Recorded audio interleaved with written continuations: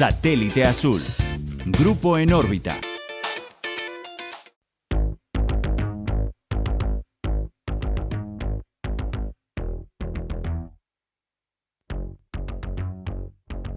Desde las tierras fértiles que acunan los campos de cultivo, hasta las calles empedradas de pueblos llenos de historia. Aquí descubrirás relatos que han perdurado a lo largo del tiempo, tejidos con el alma misma de esta tierra. Cuna de la Constitución y el federalismo, tierra del liso y la cumbia, suelo de caudillos, calor y humedad. Producción, industrias, puertos, cultura, deportes, educación, todo esto en un mismo lugar. Cada episodio es un viaje en el tiempo, un encuentro con personajes que dejaron su huella en estas tierras de infinita llanura. Desde las gestas de los primeros colonos hasta las leyendas que se susurran en los corredores de las casonas antiguas. Bienvenidos a Memorias del Invencible, el podcast que te sumerge en la historia, tradiciones y leyendas de la provincia de Santa Fe. Una producción de La Tercera Posición y Satélite Azul. Bienvenidos y bienvenidas al cuarto episodio de Memorias de la Invencible, podcast que trata diferentes temas sobre la provincia de Santa Fe. Esperemos que les guste y que estamos haciendo en conjunto con Satélite Azul y La Tercera Posición. Mi nombre es Nicolás Zapata y mi compañero Martino Moreno. ¿Cómo andás, Martino? Bienvenidos, ¿cómo andás, Nico? ¿Todo bien?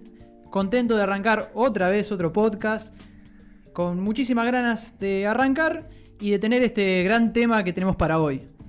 Lindo programa nos espera hoy, algo muy propio de la provincia de Santa Fe. Pero dicho esto, sin más, vamos a presentar sobre qué vamos a hablar en este programa, y es sobre Ángela Peralta Pino, conocida también como la maestra Caracol.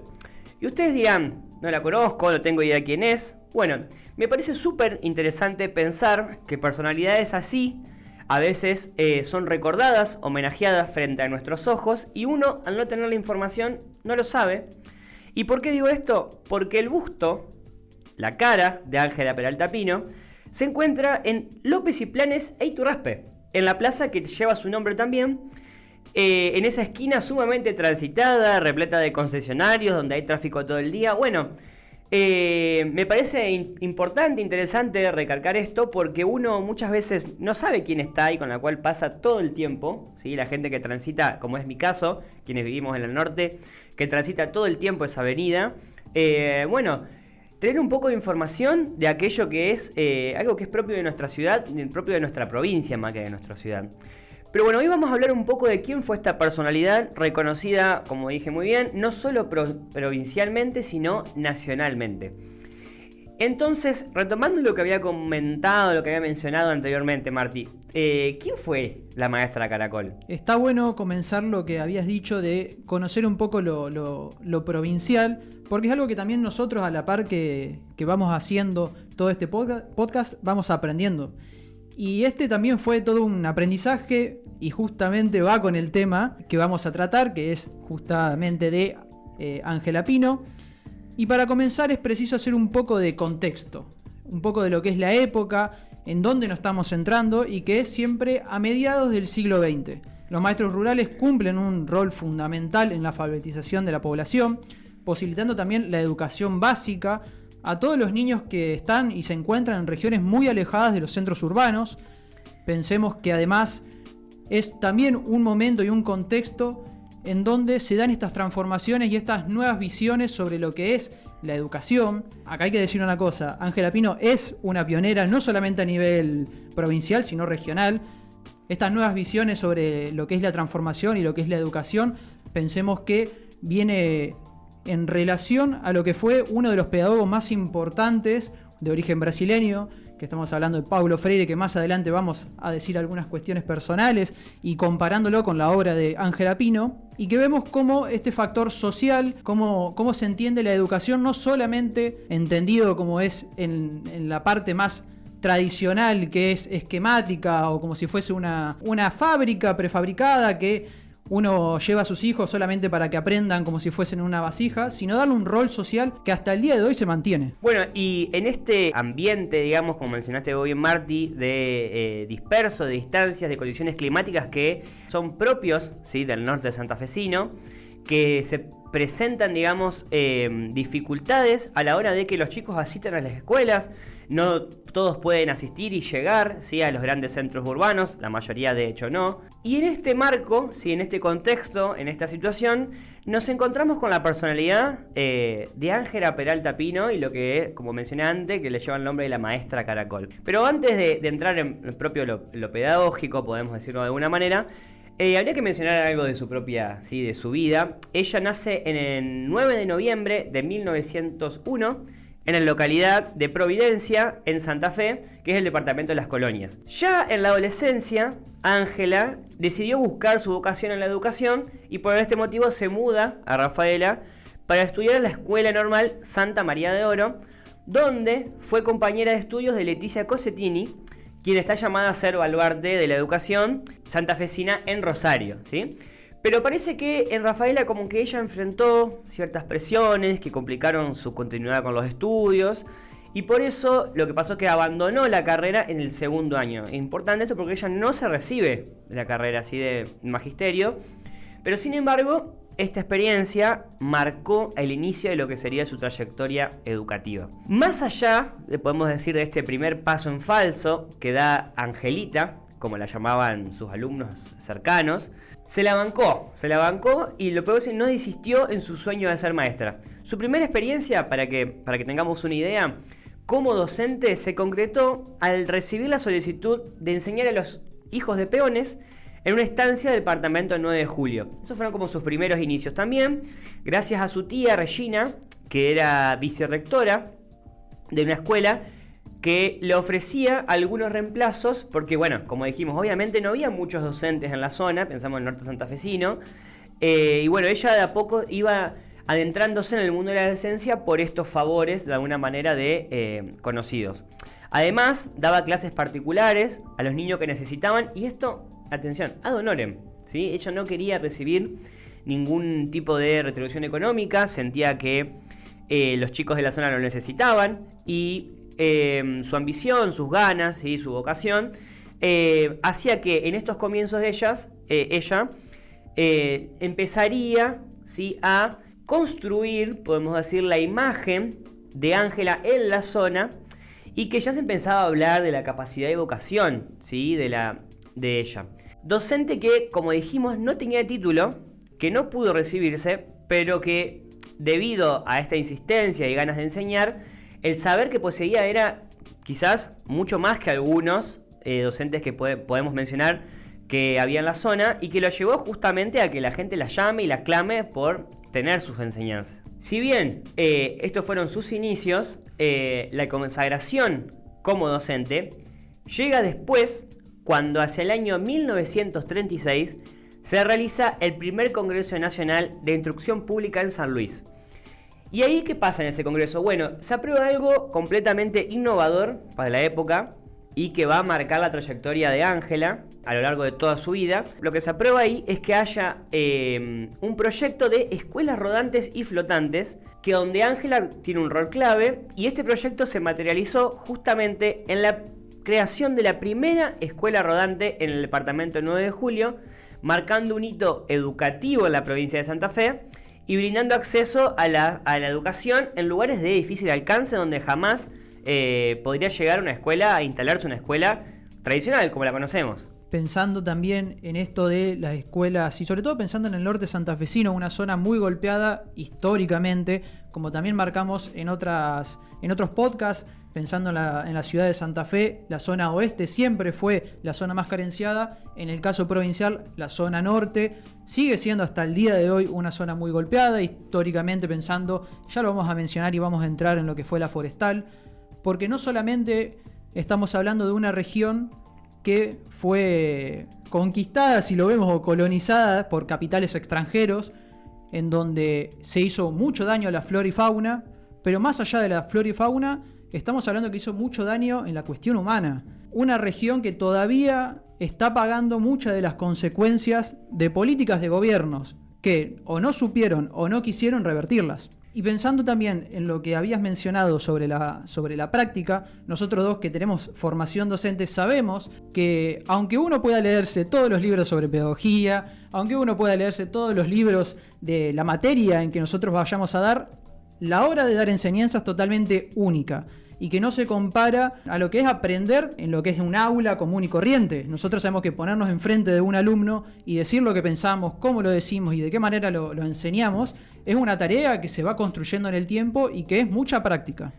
Imagínate hacer esto en estas condiciones, ¿no? Todo lo que nosotros venimos mencionando, las dificultades que esto de alguna manera conlleva a la hora de la docencia. Bueno, pensalo ahora en un contexto sumamente dificultoso como es el norte santafesino, las escuelas rurales en el norte santafesino, lugares donde nadie quiere ir, completamente, como mencionaste vos, olvidados, despojados, ¿sí? Por políticas que no supieron revertir estas situaciones y que también muchas veces no quisieron.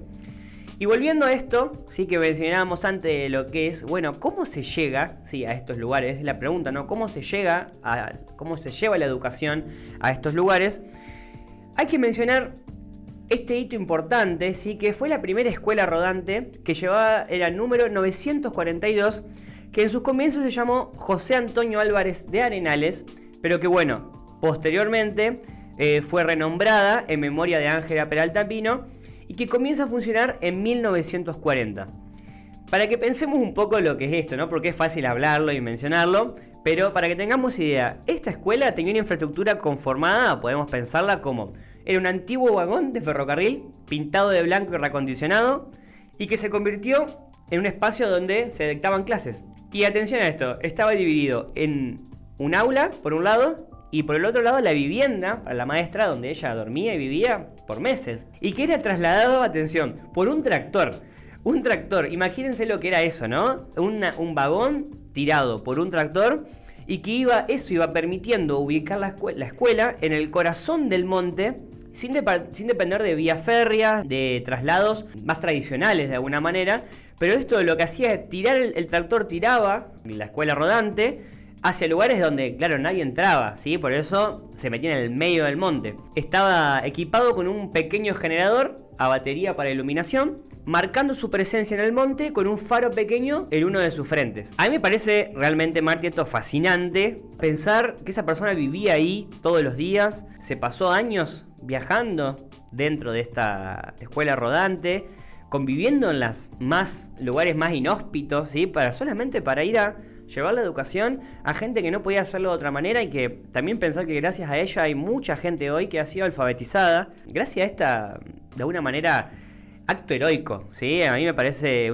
para nosotros como docentes que sabemos lo que es dar clase, lo que significa la docencia, realmente a mí me moviliza y también creo que fue uno de los puntos por los cuales decidimos de alguna manera también hacer este episodio. Justamente retomando un poco lo que estabas diciendo, este no es solamente un trabajo, y lo vamos a mencionar más adelante, que es solamente a los niños. Es un trabajo que se da incluso en adultos, porque en estas zonas donde la alfabetización no es común y no es corriente y no tiene un acceso, no solamente uno tiene que educar al hijo, sino también tiene que educar al padre. Por eso lo comparamos un poco con Paulo Freire, que tiene un poco su obra máxima, como es la pedagogía del oprimido, en donde cuenta esta experiencia en donde tuvo que alfabetizar a adultos mayores, porque ellos son también parte del aprendizaje del chico. Uno como docente sabe la necesidad de la familia, el acompañamiento constante, y que esto no solamente se logra en una escuela, sino que es una visión mucho más transformadora, mucho más llegadera, y que tiene que ver con educar o alfabetizar una región. Bueno, y pensar que esto que mencionás vos lo hizo durante 22 años, ¿sí? Durante todo el periodo que funcionó esta escuela, que fue, como dijimos bien, desde el año 1940 hasta el año 1962, que ella, más adelante, va a renunciar a su cargo de maestra en la escuela rodante.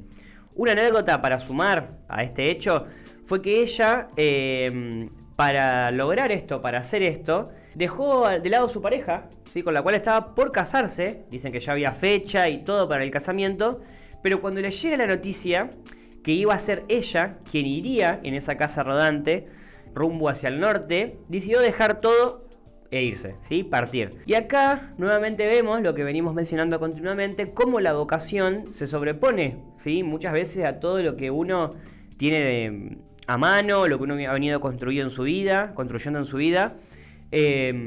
porque bueno, es algo que te supera, ¿sí? Eso realmente me parece una locura, estas cosas. Siento que por ahí uno como docente se queja, ¿sí? De ciertas realidades que tenemos y que es algo completamente válido, no digo que no sea válido, pero lee esto y decís, uff, es un montón realmente. Es como un amor increíble a la docencia. Y además es algo que también se sigue dando hasta el día de hoy. Hay muchas... Uno puede ir por la ruta y ver a docentes, tampoco tan lejos de decir el norte, pero sobre todo en escuelas rurales, en donde ves docentes paradas en la ruta pidiendo a ver si alguien las puede llevar, en escuelas que están en lugares totalmente perdidos y que están totalmente desfinanciados en algunos aspectos.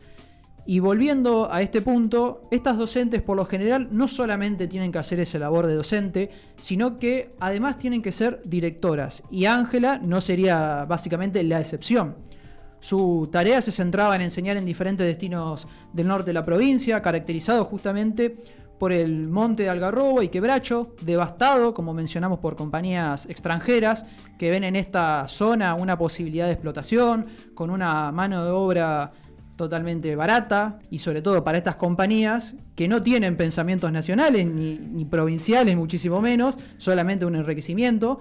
Y estamos hablando en situaciones donde la supervivencia se pone por encima por una cuestión lógica de que uno vive del día a día. Lo vemos en la ciudad, a veces la necesidad de la changa supera completamente a la idea de futuro, porque realmente estudiar, inclusive en una escuela gratuita, laica y de calidad, es una inversión, y mucho tiempo lleva esta capacitación técnica, sin contar que hoy en día, incluso con un título secundario, hoy en día te quedas corto. Volviendo al tema que me pareció importante, que nos pareció importante destacar y comparar, porque siempre tenemos la visión de Paulo Freire. Uno cuando estudia toda carrera de docencia lo tiene por encima y siempre se remarca, pero lo provincial y nacional a veces se queda alejado. En esta reconocida obra del pedagogo de origen brasileño, que se llamó Pedagogía del Oprimido, escrito en 1968, estamos hablando bastante posterior, aunque las prácticas se hicieron alrededor de los años 60, en la que cuenta la experiencia sobre la alfabetización que logró en adultos y la importancia que va a conllevar esto. Una alfabetización que no se empieza, como dijimos, en la escuela, sino que empieza en lo que es en un hogar, que la educación es parte de un hogar y que uno tiene que pensar que la escuela escolariza, que es distinto. Acá nos metemos un poco más técnicos en tema de ciencias de la educación, pero bueno, hay una diferencia entre educar y otra sobre escolarizar. Volviendo al tema, el ambiente rural del norte santafesino era muy complejo para poder alfabetizar, y pensémonos en año 1940, donde todavía había mucha faltante de políticas sociales. Estamos hablando que posterior al 45 hay un intento muchísimo mayor en políticas sociales, en donde las distancias, las condiciones climáticas agravan las dificultades para poder no solamente educar, sino para tener comunicación, donde los niños ocupan un rol también de trabajadores. No solamente trabaja el padre, sino también trabaja el niño en una estancia rural. Son todas circunstancias que conspiran contra una regular asistencia escolar. La explotación de la forestal determina también muchas de las características de esta región, siendo lo más triste y notable sobre lo que es la explotación humana. Hay un escritor santafesino, Gastón Gori, que en su libro que se llama La Forestal, la tragedia del Quebracho Colorado, resume un poco lo que ocurría en la zona, ¿no? Que él dice, esto es una cita textual, dice que el panorama de la vida en los obrajes no es privativo del norte de la provincia de Santa Fe. Las conclusiones pueden aplicarse a todos los obrajes de la compañía en el Chaco. No existió prácticamente ningún dueño de obrajes, propietario o no de la tierra, o sociedad con fines forestales, que no fuera acreedora a la marca de opinión pública que señalara a los obrajes como centro de explotación inhumana del hombre y fomento de vicios. La verdad que no tienen para nada buena fama, ¿no? Buena reputación estas empresas, que básicamente, como mencionamos antes, era explotación inhumana, ¿sí? A los empleados rurales, y bueno, también a sus hijos, ¿no? Como trabajadores. Andás a ver, uno podría pensar hasta incluso capaz que ni le pagaban porque el hijo iba a llevarlo al padre por una mera cuestión de familiar, ¿sí?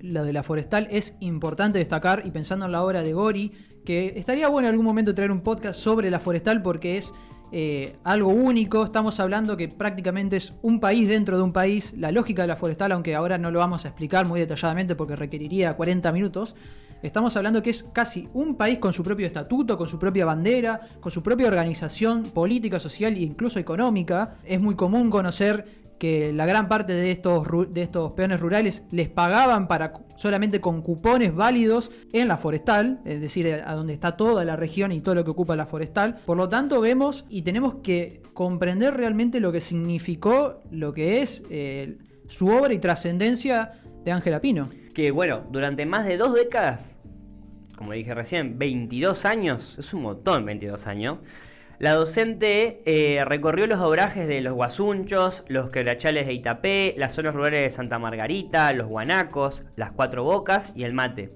También estuvo en zonas conocidas como La Avanzada, La Carreta y La Hiedra. Se destaca que Ángela no solamente empleó prácticas pedagógicas tradicionales como las conocemos, sino que también tuvo prácticas pedagógicas novedosas para la época, donde fue recogiendo testimonios de sus clases y de la vida de sus alumnos a través de la imagen, conformando una bitácora de lo que fue su vida dentro, ¿sí?, de la trayectoria docente, de sus prácticas educativas. Esta bitácora hoy en día es un emblema, se estudia, es como para repasar la vida de Ángela. Hay un documental hecho por la provincia de Santa Fe también en YouTube, donde justamente se retoman algunas frases, ¿sí?, de lo que fue Ángela y que están ahí plasmadas y detalladas por lo que fue todo este registro que la docente fue llevando a lo largo de toda su vida. Y además, sí, de su tarea pedagógica, como mencionaste vos bien antes, Marti, no solamente se dedicaba a eso, sino que también hizo un trabajo increíble en estas zonas remotas y olvidadas, podemos decirlo de esta manera, donde hoy como 3 cosas fundamentales que me parecen interesantes retomar y rescatar, que fue normalizar las relaciones entre el hombre y la mujer, socorrer las necesidades de la problemática sanitaria, ¿sí?, en un medio hostil, y contrarrestar los efectos del hambre y el hacinamiento y el alcoholismo. Y esto último me parece súper interesante porque hay una entrevista que le hacen a una de las alumnas, exalumnas, no obvio, una mujer ya grande, exalumnas de Ángela, que contaba cómo, entre llantos, contaba cómo la amaban a Ángela cuando tenían que ir a dar clases, porque dice ella siempre nos esperaba con a unos litros de leche y nosotros llevábamos el pan y compartíamos la comida, ¿sí?, para paliar justamente el hambre. Y cómo, nuevamente, ¿no?, hace cuánto tiempo la escuela, ¿sí?, cumple un rol mucho más allá de lo pedagógico, y que a fin de cuentas el trabajo educativo y social va venciendo todo tipo de dificultades materiales y humanas, ¿no?, darle la relevancia que eso tiene. Pensando de esta manera que la educación no solamente es lo que uno puede enseñar a través de un libro o de una temática en particular, sino tiene que ver con incluso educación a nivel moral, de ética, de muchísimos valores que como docente uno quiere inculcar y quiere transmitir. Son esas cuestiones que se ven en Ángela Pino, de trascender y que estos chicos también trasciendan. Es darle un futuro, es darle una posibilidad de mejoramiento, una posibilidad de transformarse, de tener un rol social, de tener un sentido en una vida que como vemos, sobre todo en el norte santafesino y en lugares rurales específicamente, no lo hay.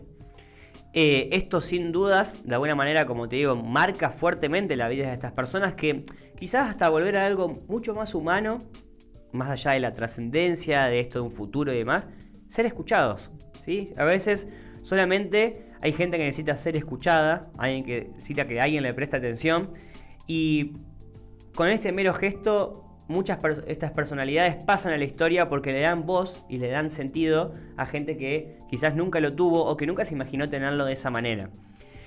Pero bueno, retomando un poco, ella renuncia a su cargo en 1963 para acompañar a su mamá, que estaba enferma, y en 1991, un par de años después, fallece en la ciudad de San Cristóbal. Ahí en la ciudad hay una escuela que lleva su nombre, también está el Liceo Municipal de la ciudad, que también lleva su nombre, muy lindo ese lugar.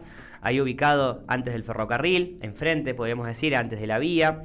Sé también que hay familiares de Angelita, ¿sí? Como le decían nuevamente sus allegados, ahí en la ciudad, o que vivieron un tiempo en San Cristóbal, quizás ya ahora no están más, pero bueno, es realmente una personalidad muy reconocida y a la cual yo llego realmente por un comentario de otro docente, preguntándome si sabía de ella, si conocía, y cuando me puse a investigar, quedé realmente asombrado, ¿no? Porque estas personalidades, a veces, bueno, lo digo, se me pone un poco la piel de gallina al ver todo lo que hicieron por una causa, por una vocación, por un ideal. A mí, como decía antes Marty, realmente me asombra. Y que en este caso, para ir cerrando, podemos decir que la convicción de intentar llevar la alfabetización a lugares donde nadie iba, pero que también se lo merecían, obviamente, y dejar hasta incluso tu vida, ¿sí?, arriba de una casa rodante metida en el medio del monte, y solo para eso. Eso realmente me parece fascinante. Obviamente por eso hoy estamos acá retomando esta historia tan conmovedora de alguna manera. Muy importante y muy linda, que nos tiene que dejar ciertas enseñanzas, ya que estamos hablando del tema de educación y de aprender, lo que significa la obra.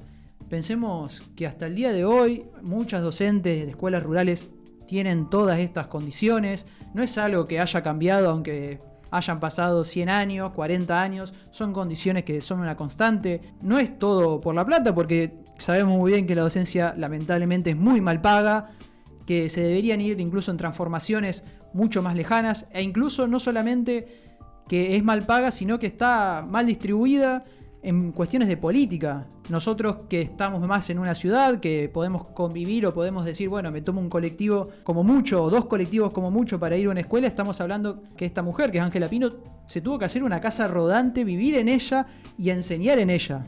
Además de ser directora, darles de comer. No, realmente a mí cuando lo escuché me parece una historia increíble. Me parece también importante, como modo de cierre, invitar a la gente, ¿sí?, que escuche este podcast a ir ahí a donde está el busto de Ángela Peralta Pino, en esa esquina de Iturraspe y López y Planes, sacarse una foto, lo que sea, porque eso de alguna manera revive y homenajea a esta gente que dio su vida por la educación y dio su vida por la provincia, ¿no? Algo que no es propio de la capital, sino que es algo provincial, particularmente de todo el norte de nuestra provincia, que embarcó fuertemente a toda la gente de la zona, que es muy recordada, y después su historia trascendió a nivel nacional. Si uno busca y empieza a buscar información, notas periodísticas y demás, se encuentra que es una historia que ha trascendido y que es estudiada también por lo que significó en la época. También pensamos que era una mujer que se llevó adelante una causa, como era la cuestión de las casas rodantes, de las escuelas rodantes, ¿sí? En una época difícil, eso también no hay que dejar de mencionarlo, por todo lo que eso significa, y que sin duda nos parece digno, digamos, de recordar como otra de las grandes personalidades que venimos trabajando en estos episodios, ¿sí?, de la música, de la educación, de diferentes aristas. Pero bueno, realmente sin duda es un personaje que nos atrajo mucho y que quisimos traer hoy para contarles un poco y para que se reviva un poco también esta historia dentro de lo que es nuestra ciudad y lo que es nuestra provincia. Así que bueno, ¿qué te pareció el programa Marty de hoy? ¿Te gustó? ¿No te gustó? Estuvo lindo, a mí me gustó. La verdad que lo que fue saliendo de esta charla, de lo que fuimos también aprendiendo y buscando, investigando, porque no dejan de ser cosas que uno desconoce, aunque tenga, fíjate cómo la conocés, que es básicamente de un boca en boca. No es algo que lo tengamos presente, no porque uno no quiera, sino porque no lo conoce. Y esta idea, y como empezamos con la idea de este podcast, es traer un poco la visión y traer un poco la historia de esta provincia, en este caso del norte santafesino, muy golpeado, muy olvidado, y que quisimos rescatar y que quede algo por lo menos en el legado.